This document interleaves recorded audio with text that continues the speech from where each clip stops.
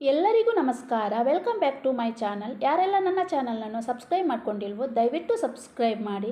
ಸಂಚಿಕೆ ಮೊದಲಿಗೆ ಅಜಿತ್ ರೌಡಿಯೊಂದಿಗೆ ಫೈಟ್ ಮಾಡ್ತಾ ಇರಬೇಕಾದ್ರೆ ದೇವಯಾನಿ ಹೊರಗಡೆ ಬಂದು ಫೈಟ್ ನೋಡ್ತಾ ಇರ್ತಾಳೆ. ಅಜಿತ್ ರೌಡಿಯ ಮಾಸ್ಕ್ ತೆಗೆದ ಆಗ ದೇವಯಾನಿ ಸ್ಮೈಲ್ ಕೊಡ್ತಾಳೆ. ಯಾಕೆಂದರೆ ಕಾಲ್ ಮಾಡಿ ರೌಡಿಗಳನ್ನು ಕಳಿಸಿದ್ದೆ ಅವಳು.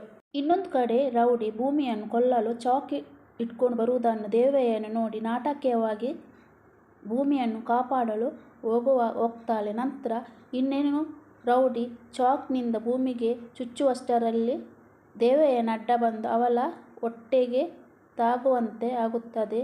ಇದನ್ನು ನೋಡಿದ ಸಂಗೀತನಿಗೆ ತುಂಬ ಭಯವಾಗಿ ದೇವಯಾನಿ ಅಂತ ಜೋರಾಗಿ ಕೂಗಿದಾಗ ಫೈಟ್ ಮಾಡ್ತಾ ಇದ್ದ ಅಜಿತ್ ಸಹ ಅವಳನ್ನು ನೋಡಿ ಅಲ್ಲಿಂದ ಓಡಿ ಬರುವಷ್ಟರಲ್ಲಿ ಆ ರೌಡಿಗಳಿಬ್ಬರು ಸಹ ಅಲ್ಲಿಂದ ಓಡಿ ಹೋಗ್ತಾರೆ. ನಂತರ ಅಜಿತ್ ದೇವಯಾನಿನ ರೂಮಲ್ಲಿ ಕರ್ಕೊಂಡು ಬರ್ತಾರೆ. ನಂತರ ಹಾಸ್ಪಿಟಲ್ನಿಂದ ಡಾಕ್ಟರ್ಸ್ ಮನೆಗೆ ಬಂದು ಟ್ರೀಟ್ಮೆಂಟ್ ಕೊಡ್ತಾರೆ. ಡಾಕ್ಟರ್ ಹೇಳ್ತಾರೆ ಹೆದರುವಂಥದ್ದು ಏನೂ ಇಲ್ಲ, 4 ದಿನ ಬ್ಯಾಂಡೇಜ್ ಇರಬೇಕಾಗುತ್ತೆ, ಗಾಯದ ಜಾಗಕ್ಕೆ ನೀರು ತಾಗಿದರೆ ಇನ್ಫೆಕ್ಷನ್ ಆಗುತ್ತೆ, ನಾನು ಆ್ಯಂಟಿಬಯೋಟಿಕ್ ಕೊಡ್ತೇನೆ, ನೀರೆಲ್ಲ ತಾಗಿಸಬೇಡಿ ಅಂತ ಹೊರಡ್ತಾರೆ. ಅಜ್ಜಿ ಹೇಳ್ತಾರೆ ತುಂಬ ನೋವಾಗ್ತಾ ಇದೆ ಅಂತ. ಅದಕ್ಕೆ ದೇವಯಾನಿ ಪರವಾಗಿಲ್ಲ ಅತ್ತೆ, ನನಗೆ ಆಗಿದ್ದಲ್ಲಿ ಆಯಿತು, ಭೂಮಿಗೇನಾದರೂ ಆಗಿದ್ರೆ ತುಂಬ ನೋವಾಗ್ಬೋದಿತ್ತು ಅಂತ ಹೇಳ್ತಾಳೆ. ತಡೆಯೋಕ್ಕಾಗ್ತಿಲ್ಲ ಅಂತ ಹೇಳ್ತಾಳೆ. ಭೂಮಿ ಕೈ ಮುಗಿದು ನನಗೆ ನೀವು 2ನೇ ತಾಯಿಯಾಗಿ ಬಿಟ್ಟಿರಿ ಅಂತ ಹೇಳ್ತಾಳೆ. ನಿಮಗೆ ತುಂಬ ಥ್ಯಾಂಕ್ಸ್ ಅಂತ ಹೇಳಿದಾಗ ಪರವಾಗಿಲ್ಲ ಅಂತ ದೇವಯಾನಿ ಹೇಳ್ತಾಳೆ. ಅಜ್ಜಿ ಈ ಹೊತ್ತಿಗೂ ನಿನಗೆ ಸುಮ್ಮನೆ ಇರೋಕ್ಕಾಗಲ್ವಾ ಅಂತ ಹೇಳಿದಾಗ ಪರವಾಗಿಲ್ಲ ಅತ್ತೆ ಮಾತನಾಡಲಿ ಅಂತ ದೇವಯಾನಿ ಅಜ್ಜಿ ಹತ್ರ ಹೇಳ್ತಾಳೆ. ದೇವಯಾನಿ ಅಜ್ಜಿ ಬಳಿ ಅತ್ತೆ, ಭೂಮಿಯನ್ನು ನಮ್ಮ ಮನೆಯಲ್ಲಿ ಅವಳನ್ನು ಕೆಲವರು ಈ ಮನೆ ಹುಡುಗಿ ಅಂತ ಸ್ವೀಕರಿಸಲಿಲ್ಲ, ಆದರೆ ಪ್ರಾಣಾಪಾಯದಲ್ಲಿ ಇರುವಾಗ ಅವಳನ್ನು ರಕ್ಷಿಸುವುದು ನಮ್ಮ ಕರ್ತವ್ಯ ಅಲ್ವಾ ಅತ್ತೆ? ಹಸಿವು ಅಂತ ಬಂದವರಿಗೆ ಮೃಷ್ಟಾನ್ನ ಕೊಟ್ಟು ಮನೆ ಇದು, ದಾಹ ಅಂತ ಬಂದವರಿಗೆ ನೀರು ಬದಲು ಎಳೆನೀರು ಕೊಡುವ ದೊಡ್ಡ ಮನೆ ಇದು. ಈ ಮನೆ ಕೊಡುವುದನ್ನು ಅಭ್ಯಾಸ ಮಾಡಿದೆ ಹೊರತು ಕಿತ್ತುಕೊಳ್ಳುವುದನ್ನಲ್ಲ. ಅದು ಅನನ್ಯ ಆಗಿರಬಹುದು. ಅದಕ್ಕೆ ಅಜಿತ್ ತಂದೆ ಹೇಳ್ತಾರೆ, ನಿನ್ನ ಮಗಳ ಜೀವನ ಕಿತ್ತುಕೊಂಡವಳು ಇವಳು, ನಿನ್ನ ಪ್ರಾಣನೇ ಹೋಗಿ ಬಿಟ್ಟಿದ್ರೆ ಏನು ಮಾಡ್ತಾ ಇದ್ದೆ ಅಂತ ಹೇಳ್ತಾನೆ. ಅದಕ್ಕೆ ದೇವಯಾನಿ ಗಂಡ ಹೋದ ಮೇಲೆ ನಾನು ಸತ್ತಿದ್ದೀನಿ, ಆದರೆ ದೇಹ ಮಾತ್ರ ಓಡಾಡ್ತಾ ಇದೆ, ನಾನು ನನ್ನ ಮಗಳಿಗೋಸ್ಕರ ಬದುಕಿದ್ದೀನಿ ಅಂತ ಹೇಳ್ತಾಳೆ. ಭೂಮಿ ಹೇಳ್ತಾಳೆ, ನಿಮ್ಮ ಋಣನ ನಾನು ತೀರಿಸಲು ಆಗಲ್ಲ, ನಿಮ್ಮ ಜೊತೆನೇ ಇದ್ದು ನಿಮ್ಮ ಆರೋಗ್ಯ ಕಾಪಾಡ್ತೇನೆ. ಆಗ ಅಜ್ಜಿ ಹೇಳ್ತಾರೆ, ಹೊರಗಿನವರು ನೋಡಿಕೊಳ್ಳುವ ಅವಶ್ಯಕತೆ ಇಲ್ಲ, ಮನೆಯವರು ನಾವು ಇದ್ದೇವೆ, ನಾವೇ ನೋಡಿಕೊಳ್ತೇವೆ ಎಂದು ಹೇಳಿದಾಗ ಭೂಮಿಗೆ ತುಂಬ ಅಳು ಬಂದು ತಡೆಯೋಕ್ಕಾಗದೆ ಹೊರಗೆ ಹೋಗ್ತಾಳೆ.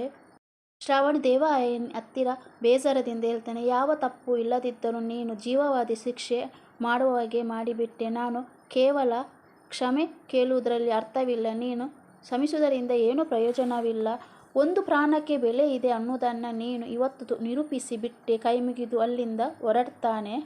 ಹೇಳ್ತಾಳೆ, ಇಷ್ಟಕ್ಕೆಲ್ಲ ಕಾರಣ ಅನಿಷ್ಟನಂತ ಹೇಳಬೇಕಾದ್ರೆ ಸಂಗೀತ ಹೇಳ್ತಾಳೆ, ಯಾಕಮ್ಮ ಎಲ್ಲದಕ್ಕೂ ಕಾರಣ ಆ ಭೂಮಿನೇ ಅಂತ ಹೇಳ್ತಿದ್ದೀರಾ ಅಂತ ಬೈತಾಳೆ. ಆಗ ಅಜ್ಜಿ ಹೇಳ್ತಾಳೆ, ನೀನೊಬ್ಬಳೇ ಅತ್ತೆ ಇರೋದು, ನಿನಗೊಬ್ಬಳಿಗೆ ಸೊಸೆ ಇರೋದು ಅಂತ ಹೇಳ್ತಾಳೆ. ಆಗ ಅಜಿತ್ ಸಂಗೀತನ ಹತ್ರ ಬಂದು, ನಿಂಗೆ ಗೊತ್ತುಂಟಲ್ಲ ಅವರ ಬಗ್ಗೆ, ನೀನು ಯಾಕೆ ಮಾತಾಡ್ತೀಯ ಅಂತೆಲ್ಲ ಸಮಾಧಾನ ಮಾಡಲಿಂದ ಹೊರಗೆ ಬರ್ತಾನೆ. ನಂತರ ಸತ್ಯ ಮತ್ತು ಅಜಿತ್ಗೆ ಡೌಟ್ ಬರುತ್ತೆ, ಯಾರಿರ್ಬೋದು? ಅಜಿತ್ ಹೇಳ್ತಾನೆ, ನಾನು ಇಲ್ಲದಿರುವಾಗಲೇ ಭೂಮಿನ ತೊಂದರೆ ಕೊಡಲಿಕ್ಕೆ ನೋಡಿದವರು, ನಾನು ಇದ್ದಾಗಲೇ ಅವಳನ್ನು ಕೊಲ್ಲಕ್ಕೆ ನೋಡಿದವರು ಯಾರೋ ಇರ್ಬೋದು, ಯಾರಿರ್ಬೋದು ಅಂತ ಯೋಚನೆ ಮಾಡಬೇಕಾದ್ರೆ ಸತ್ಯ ಹೇಳ್ತಾನೆ, ಯಾರಾದರೂ ಚೈನ್ ಕಳ್ಳರಾಗಿರ್ಬೋದು ಅಥವಾ ಮನೆಯೊಳಗಿನವರೇ ಆಗಿರ್ಬೋದು, ಅದು ಸಹ CCTV ಇಲ್ಲದ ಹೊತ್ತಿಗೆ ಬಂದು ಈ ಥರ ಮಾಡಿದ್ದಾರೆ, ಯಾರಂತ ಗೊತ್ತು ಮಾಡಲೇಬೇಕು ಅಂತ ಹೇಳ್ತಾ ಇರ್ತಾರೆ. ಭೂಮಿ ಅಜಿತ್ ಬಳಿ ಬಂದು, ನಾನೊಂದು ಇರುವೆ ಕಚ್ಚಿಸಿಕೊಂಡ್ರೆ ನನ್ನ ಹತ್ರ ಸಹಿಸೋಕ್ಕಾಗಲ್ಲ, ಅಂಥದ್ರಲ್ಲಿ ನನ್ನ ಅಪ್ಪನನ್ನು ಇವರು ಚುಚ್ಚಿ ಒದ್ದಾಡುವಾಗೆ ಮಾಡಿ ಕೊಂದುಬಿಟ್ರು, ಎಷ್ಟು ನೋವು ತಿಂದಿರಬೇಡ ನನ್ನ ಅಪ್ಪ ಅಂತ ತುಂಬ ಬೇಜಾರ ಮಾಡಬೇಕಾದ್ರೆ ಅಜಿತ್ ಹೇಳ್ತಾನೆ, ನಿನ್ನ ಅಪ್ಪನನ್ನು ಕೊಂದವರನ್ನು ನಾನು ಸುಮ್ಮನೆ ಬಿಡಲ್ಲ, ನಿನ್ನ ಅಪ್ಪನನ್ನು ಚುಚ್ಚಿ ಕೊಂದರು, ಆದರೆ ಅವರನ್ನು ನಾನು ಚುಚ್ಚಿ ಜೀವನ ಪರ್ಯಂತರ ಒದ್ದಾಡುವಾಗೆ ಮಾಡ್ತೇನೆ, ನಿನ್ನ ಜೊತೆ ನಾನಿದ್ದೇನೆ, ನೀನು ಏನು ವರಿ ಮಾಡಬೇಡ ಅಂತ ಸಮಾಧಾನ ಪಡಿಸ್ತಾನೆ.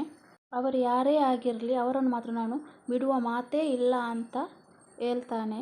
ಭೂಮಿ ಹತ್ರ ಹೇಳ್ತಾನೆ, ನೀನು ರಂಗೋಲಿ ಸಾಕಬಾರ್ದು, ಏನು ಕೆಲಸ ಮಾಡಬಾರ್ದು, ಮನೆಯೊಳಗೇನೆ ಇರಬೇಕು, ಹೊರಗೆ ಹೋಗಲೇಬಾರ್ದು ಅಂತ ಹೇಳ್ಬೇಕಾದ್ರೆ ಯಾಕೆ ಈ ಥರ ಹೇಳ್ತಿದ್ದೀರ, ನನಗೆ ಏನೂ ಆಗಲ್ಲ, ಆಗ ಸತ್ಯ ಹೇಳ್ತಾನೆ, ನೀನು ಸ್ವಲ್ಪ ದಿನದ ಮಟ್ಟಿಗೆ ಅಜಿತ್ ಹೇಳಿದ ಮಾತನ್ನು ಕೇಳಲೇಬೇಕು. ಅಜಿತ್ ಹೇಳ್ತಾನೆ, ನಾನು ಬೆಳಿಗ್ಗೆ ಒಂದು ರಾತ್ರಿ ಒಂದು ಸೆಕ್ಯೂರಿಟಿ ಗಾರ್ಡನ್ನು ಅಪಾಯಿಂಟ್ ಮಾಡ್ತೇನೆ.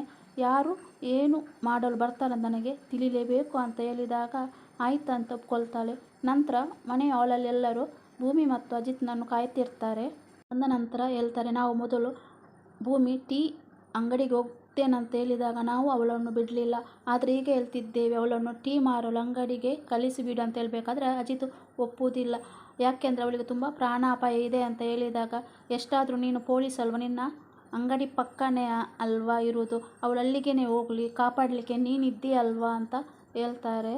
ನಂತರ ಶ್ರವಣ ಹೇಳ್ತಾಳೆ, ನೋಡು ಭೂಮಿನ ಕಾಪಾಡೋಕ್ಕೋಗಿ ಇವತ್ತು ಅಂಜು ಎಷ್ಟು ದುಃಖ ಪಡ್ತಾ ಇದ್ದಾಳೆ, ಅವಳನ್ನು ಕಾಪಾಡಲಿಕ್ಕೆ ಹೋಗಿ ನಮಗೆ ಸಹ ಪ್ರಾಣಾಪಾಯ ಬರ್ಬೋದು ಅಂತ ಅಜಿತ್ನ ತಂದೆ ಸಹ ಹೇಳ್ತಾರೆ.